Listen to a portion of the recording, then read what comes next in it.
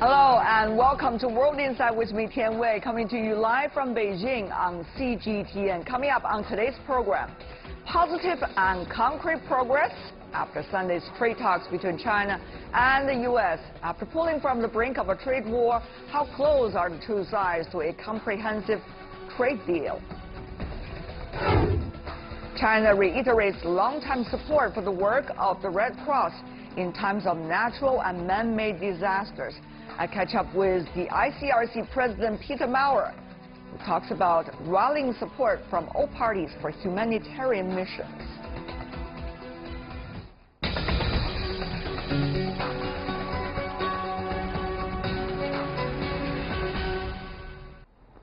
Let's begin our program today in Beijing, where the latest round of trade talks between China and the U.S. has wrapped up over the weekend. After Sunday's meeting between Chinese Vice Premier Liu He and U.S. Commerce Secretary Wilbur Ross, the Chinese side made a statement saying positive and concrete progress was made. The statement also warned any agreements would be void if Washington moves ahead with tariffs. A new round of talks trying to settle the trade disputes. The world's two largest economies sat once again at the negotiation table and achieved positive results. U.S. Commerce Secretary Wilbur Ross said the trade talks have been friendly and frank. He came to Beijing for talks after the Trump administration renewed tariff threats against China. It could affect Chinese goods of a total worth $50 billion US. After the negotiations, China's Xinhua news agency made a short statement. It said the two sides had good communication on implementing the consensus reached in Washington. It also said both sides have made concrete progress in many areas such as agriculture and energy. However, the relevant details have yet to be confirmed by both sides.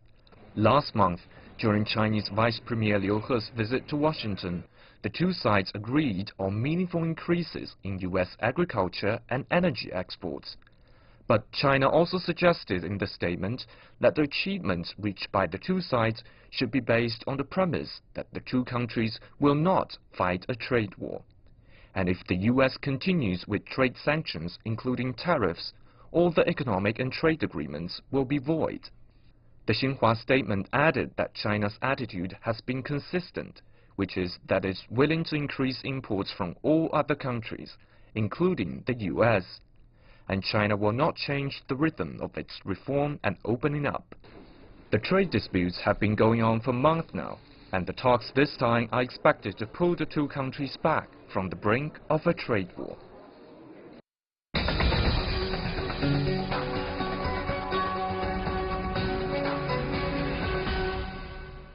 So, how close or far away are China and the U.S. to a comprehensive trade deal? Let's ask our panelists. With us in Beijing, Zhang Jianping, Director of the Center for Regional Cooperation with the Chinese Ministry of Commerce. Welcome, sir. Also in Beijing, Everett Xie, CEO of Gaofeng Advisory. Welcome as well. And also in Washington, D.C., Steve Preet, the Managing Partner at Watts Partners. Welcome. Mr. Preet, I want to begin with you. What do you make of the statement at the end of the day between the two sides for this round? Well, I think the Chinese are being very clear in communicating their position, and I think there's good cause for doing that because they know and have seen that back-channel communications, sometimes even communications through various cabinet officials and representatives, don't always register, if you will, with the President of the United States. So I think they're being very clear and hoping that through their media statements, plus their communication with Secretary Ross, that the message gets through here, that this is serious, that the Chinese are going to maintain their positions on a number of issues, and that's what negotiations are supposed to work out. Right. At the end of the day, we did see the word tariff being mentioned in the statement coming from the Chinese side, suggesting if tariffs being exercised, all the trade agreements the two sides, as a result of negotiation, will be void. Tariffs have been the key word by the Trump administration in its latest interactions about international trade, not just with China, but with other countries as well. Mr. Zhang, this is a big issue, in a way. Why and how tariffs become the mainstream now? Because it has been a very backward and outdated word. Actually, during the election of president in the U.S. 2 years ago, actually Trump already claimed that he will impose tariffs on those products made in China, 45%. That was very amazing for all of scholars and It's not amazing; it's scary. Yeah. But the question is tariffs? The word being used repeatedly in these days trade negotiations and interactions. Are we seeing a healthy trend of resolving the problem, or are we seeing we are going backward, rather, Mr. Actually, for Trump administration, this is a wrong way, for... Why would you say so? I mean, tariff cannot solve the problems of trade deficit from the U.S. All of those mainstream economists in the U.S. already, provided their suggestions to the president. Also, that between China and the U.S., our economic structure decided that only by China's, import increasing, can make more balanced trade relationship between two economies. Also, from Chinese side, if we can, invest much more in the U.S., also that would be more balanced, international payment for two countries' economies. Solution is one thing. The way of trying to negotiate is another thing. But even look at the way of negotiation, Mr. Puig, the threat of tariff. Is that a healthy way for negotiation? Is that the way that should lead the trend of today's trade negotiations? Well, I think first and foremost you have to separate what is going on here. Number one, you have trade negotiations, which are certainly important, and they're ongoing. Secondly, the administration, and particularly the White House, is running a communications drill here in an attempt to send messages back to their constituencies and show them that they have checked another one of the boxes of the list of promises that President Trump made during his time as a candidate for president.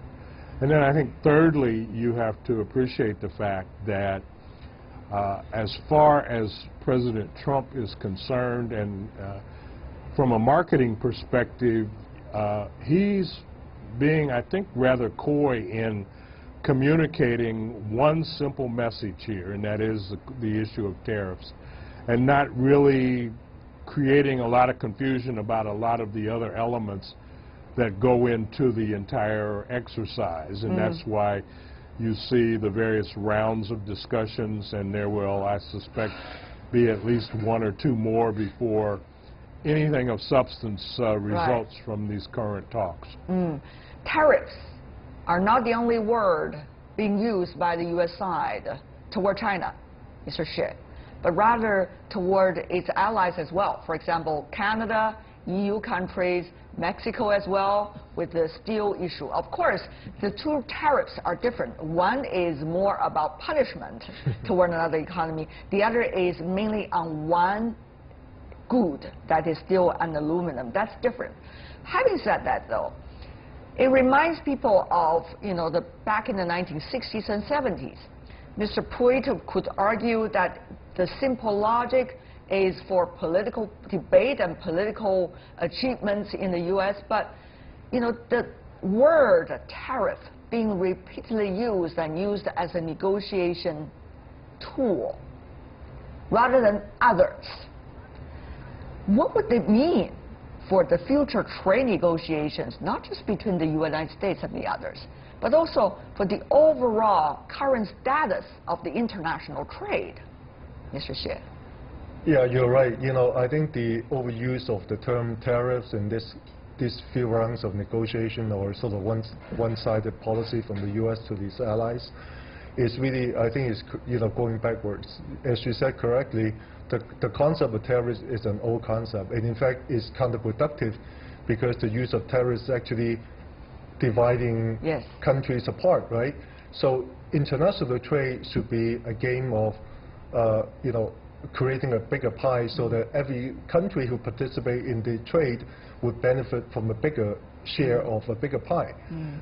But a tariff is actually working the other way. It's kind of trying to shrink the pie and therefore creating barriers or wars. You try to punish the other you side. Punish the other one. Rather so than seeking a common ground so that everybody could be the winner of different degrees. Exactly. So you're going backwards in a way. Yeah. Mr. Guterres, Mr. Pruitt, the former Commerce Secretary serving the Bush era, earlier in the interview talked about you just cannot put a gun toward another person's head and say, sit down, negotiate, and give me the money. That only works in the Western movies, not necessarily in international trade negotiation. I think that's an interesting analogy, isn't it? The word and the threat of use of tariffs did remind us of a lot of things you see in the Westerns, in the Western movies, with the cowboys and things. But that doesn't work. So if it doesn't work, why do we pretend as if it works and therefore repeatedly use those phrases and create a mirage to even cheat other people? That's my big question, Mr. Pruitt. Well, Tan, I think it's important, again, to separate facts from reality here. Many people in the world don't understand what's going on in America right now.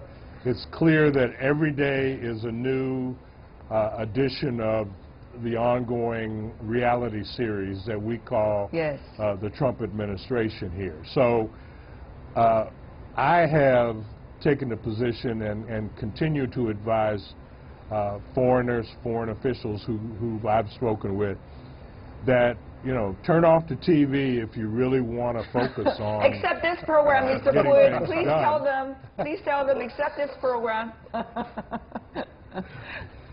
Except your program, that's right. Or change the channel, how's that? Yeah, okay. Change the channel and realize that much of the thinking that's driving the policy discussions here is based upon a reality program script, which is totally intended to entertain, not educate, and not necessarily result in the kind of achievements that we have historically seen in international trade negotiations. But, Mr. Pruitt, that, however, does not eliminate the requirement we to understand negotiate. There's a beautiful entertainment program going on in Washington every day, but the thing is, the businesses going to pay their price.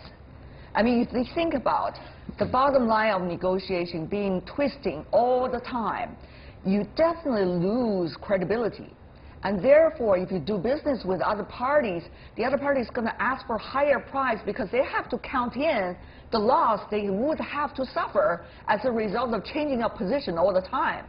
So that is a key issue, the loss of credibility for American business and for people who are dealing with American business. It's a big issue. We're not talking about just jokes, entertainment movies, but rather real money being lost here, Mr. Pruitt.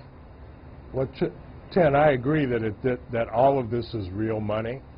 And I think there are many people in America who appreciate the fact that it is real money. And in many sources now, folks are trying to change the discussion and not so much focus on the issue of tariffs themselves, but to point out to the American public that what we're really talking about is taxes that Americans are going to have to pay, because anytime you place tariffs on items, you raise the price of them, and these are things that Americans obviously want, that are being brought in from China. So, yes, there's two things going on here. Again, I think you have to focus on either one or the other. Right. and not worry about what's going on the entertainment side of this equation. You're not going to change the fact that Donald Trump sees his nearly 40% rating in the polls as brand loyalty versus anything else in this discussion. He's going to continue to play to his brand in an attempt to maintain that support, much like he's done his entire professional life.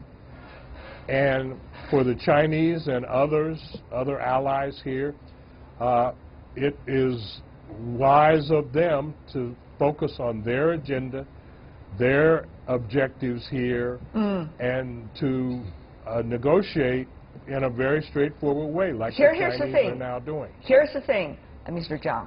The strategy, that's what Mr. Pruitt seems to be suggesting. Of the other side, if you try to negotiate with the U.S. side, and if you try to figure out a way of your own in this chaotic, entangled situation.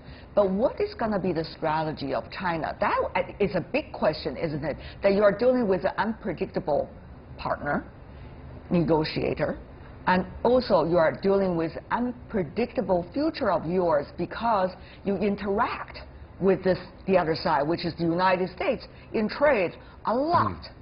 So what could be the strategy coming to China's own economic development and pace of reform?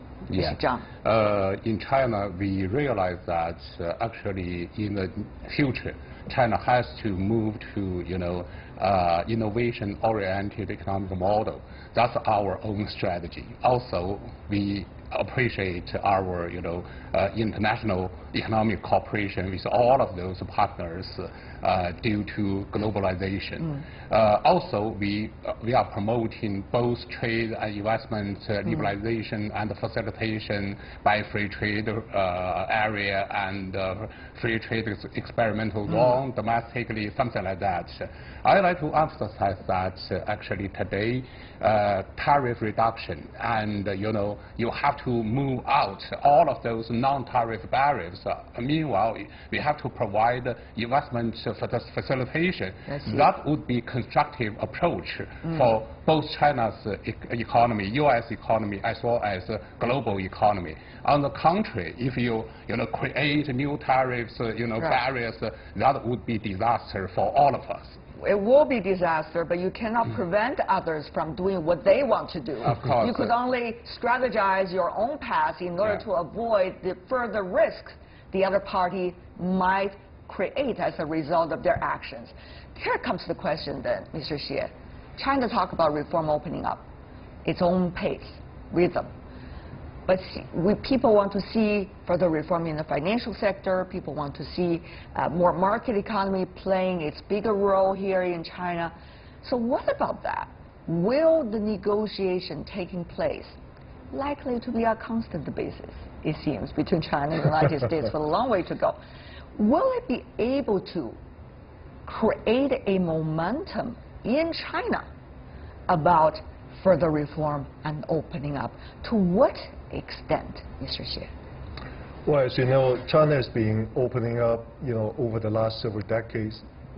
Since 40 years ago, really, it's been going on a gradual basis. Not everything is entirely opened up, but, every sector is being opened up sort of over time. And I believe that, whatever the negotiation with the U.S. government we're having will not deter, China's overall strategy towards a gradual opening up and continue to reform, because ultimately this is going to be good for China and for the rest of the world. Do you see signs of it? I see signs of that. Like what?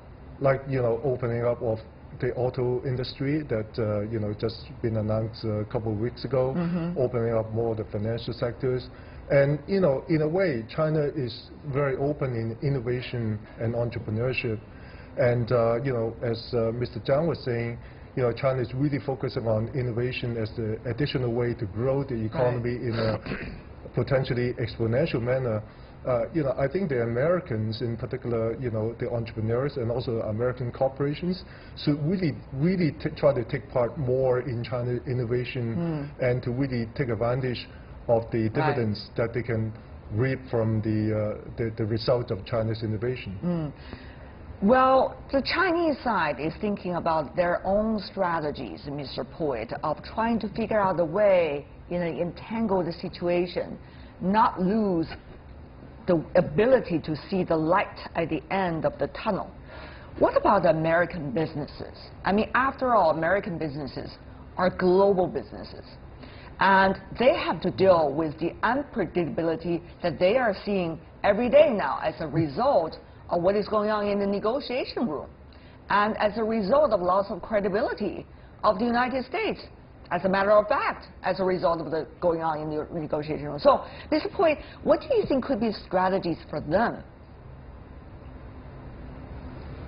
Well, I think they are following the first order of trade negotiations here, and that is to try and see if there is a real strategy behind what President Trump and the Trump administration are proposing. And I think at this juncture, the assessment of that is there is no strategy.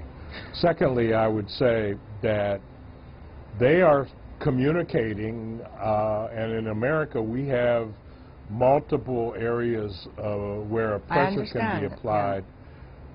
Yeah. And unlike China, where you really kind of got a narrow path to walk, there are any number of pressure points here, and we saw initially when Trump threw the first stink bomb into the room, the farmers and others raised up their voices, and that resulted in what was then a move to put the current discussions about tariffs on hold.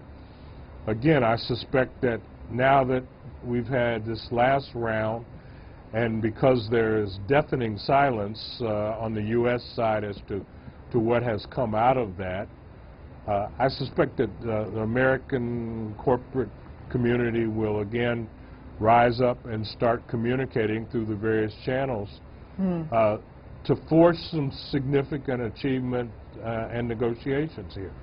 And I think in one respect it's almost good that the ultimate outcome may not come in the public venue. I see. Because that then at least gives both parties the ability to claim victory. And I think at the end of the day, that's going to have to be part of the equation here. All right. Before we go, I want to have one sentence and one sentence only from every one of you gentlemen. What are the things that we should watch about whether there is going to be any further real discussions about U.S.-China trade, of course, for the positive side? Let me go to you, Mr. Xie, first. Yeah, one sentence. Yeah, I think the U.S. needs to be careful not to flip-flop too much in terms of these tactics, and China would need to stand on its principles. I see, Mr. I hope that U.S. side could be on the rational track and avoid to impose, tariffs, this type of extreme, policies. Also, we hope we can have constructive relationship. I see. Last but not least, Mr. Poit. Watch the activity on Wall Street, the commodities market, and the U.S. Congress. All right, I got a list. Thank you so much, gentlemen, for being with us. Steve Poit, Edward Xie, Zhang Jinping. Really appreciate gentlemen for being with us. Thank you so much.